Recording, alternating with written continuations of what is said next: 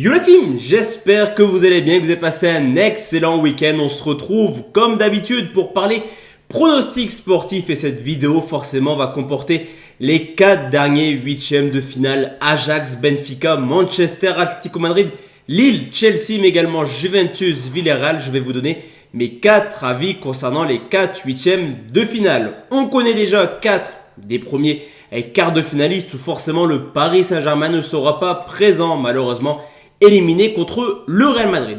Si toi aussi tu aimes les pronostics sportifs, j'invite clairement à me rejoindre sur Telegram. Dessus je propose pas mal de pronostics publics. Hier on a malheureusement perdu la grosse mise où c'était un plus de 3,5 buts entre le PSG et Bordeaux, mais on s'est superbement rattrapé concernant la rencontre entre Greuther Fürth et Leipzig. On a fait tout simplement un carnage, 4 pronostics donnés, 4 bons pronostics. On valide Nkunku ou Silva buteur. On valide forcément le but d'Nkunku, le but de Silva, mais surtout Nkunku et Silva buteur coté à 5,20. Je te laisse nous rejoindre, je te mets le lien juste en dessous dans la description, mais également en commentaire épinglé. Let's go la team, on va partir sur les pronostics. On commence tout de suite avec le premier huitième de finale, en tout cas de demain, qui oppose l'Ajax d'Amsterdam à Benfica. Les bookmakers sont clairs: 1,38 l'Ajax, 5,25 le match nul, 6,15 la victoire de Benfica.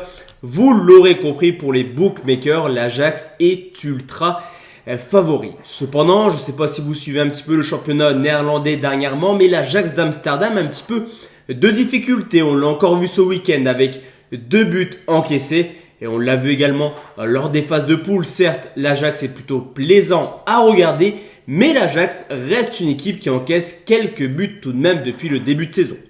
De son côté, Benfica est plutôt une équipe joueuse. On l'a vu au Bayern Munich, large défaite, mais ils ont réussi à marquer 2 buts. On l'avait vu également au Barça, malgré un 0-0, Benfica s'est créé pas mal d'actions. Et je me dis que clairement, dans cette rencontre, même si l'Ajax est favori, les cotes sont un petit peu disproportionnées et le 1,38 pour l'Ajax d'Amsterdam est extrêmement gentil pour les Néerlandais. Sur ce coup, je vais plutôt partir sur un dérivé et comme je vous l'ai dit, personnellement, je pense que l'Ajax sera encore une fois capable d'encaisser ne serait-ce qu'un but. Benfica est une équipe plutôt joueuse. Le match aller, le score de 2 buts partout oblige Benfica à venir s'imposer ou alors ça sera des prolongations. Sur ce coup, je vais tout simplement partir sur les deux équipes marques cotées à 1,48. On enchaîne avec la deuxième rencontre qui oppose Manchester United à l'Atlético Madrid. Et sur ce coup, c'est un peu plus proportionné les cotes. 2,13 pour la victoire de Manchester, 3,15 le nul, 3,40 la victoire de l'Atlético Madrid. Et forcément, qui dit Manchester, qui dit Ligue des Champions, dit Cristiano Ronaldo, auteur d'un triplé ce week-end contre Tottenham. Mais encore une fois, on a pu constater un petit peu comme l'Ajax, une équipe de Manchester qui encaisse pas mal de buts cette année. Une équipe qui n'est pas forcément ultra sereine défensivement, au contraire de l'Atlético Madrid, qui est plutôt devenue une équipe joueuse. Il est loin le temps des 0-0 pour les Espagnols.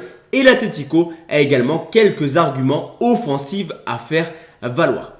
Là aussi, lors du match, là, on avait une rencontre plutôt plaisante qui s'est terminée sur le score de 1 but partout. Un petit peu comme pour le match entre l'Ajax et Benfica, personnellement, je vois une rencontre plutôt ouverte où les deux clubs ont des attaques plutôt prolifiques. Je pense forcément à Suarez, Griezmann ou alors Joao Félix, extrêmement en forme en ce moment à Madrid.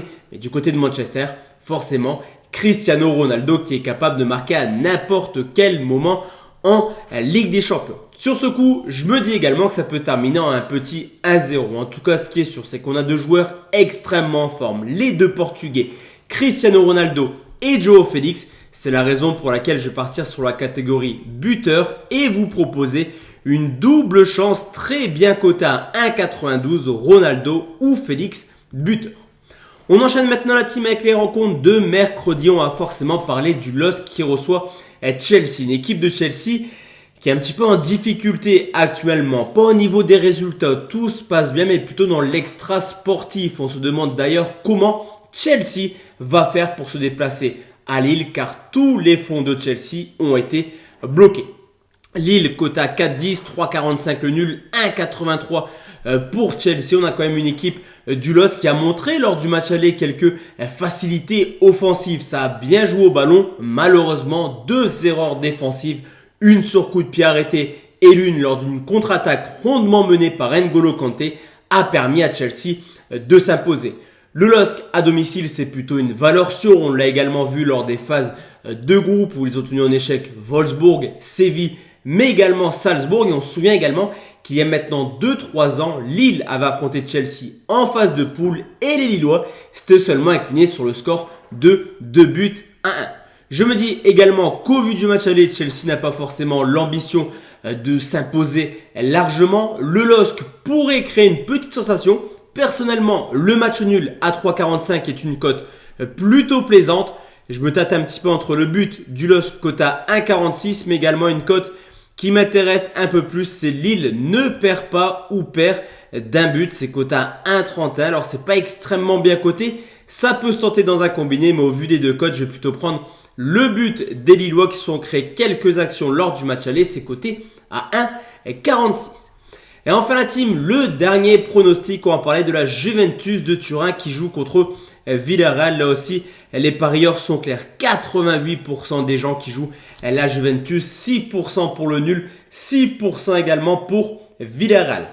La Juventus va mieux depuis maintenant plusieurs semaines et on se met petit à petit à espérer d'aller chercher un nouveau Scudetto. On voit l'Inter qui perd des points bêtement, le Milan qui tient un petit peu la cadence. Mais derrière, la Juventus enchaîne les victoires et pourra compter sur Vlahovic, la nouvelle recrue qui s'est extrêmement bien adaptée à la Juventus. Villarreal avait également montré lors du match aller quelques difficultés à jouer contre cette équipe de la Juve qui carbure extrêmement bien actuellement. Villarreal, c'est également une équipe qui est actuellement en Ligue 1 un petit peu de difficulté à déployer son jeu.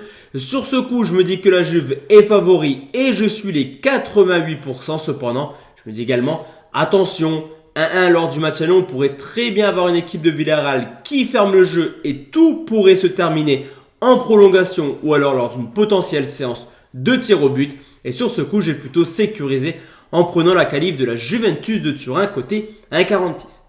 Donc voici la team, mes 4 pronostics concernant la Ligue des Champions, Ajax, Benfica, les deux équipes marquent côté 1,48. Manchester, Atlético Madrid, Cristiano Ronaldo ou Joao Félix côté 1,92. Lille, Chelsea, le nul, je vous l'ai dit, c'est une forte possibilité.